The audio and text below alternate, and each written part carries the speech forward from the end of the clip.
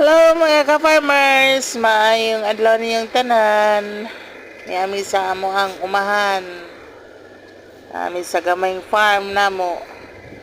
Kay mag-adto mi sa amo ang humay o sa among rice field. Magbutang mi og fertilizer. So may hangin diri sa amo ang farm mga ka-farmers.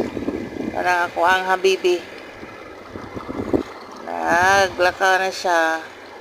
Then money ang kanal sa irrigation na mo dire sa amo ang basakan.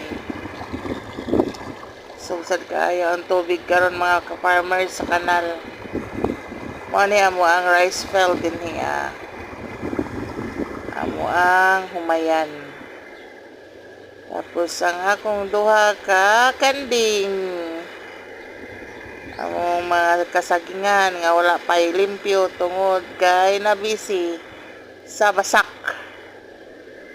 Mao man jud ang kinabuhi sa farmers mga ka-farmers. Unahon ang una mas priority nimo ang basak ang humay kay ang humay dali ra siya magkasakit kung dili nimo siya maatiman tungod sa mga insekto.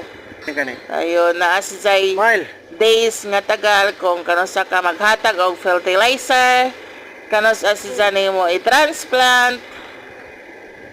Daghan pa kay mig mga buhaton na pay among mga lubi wa pa namo natisok.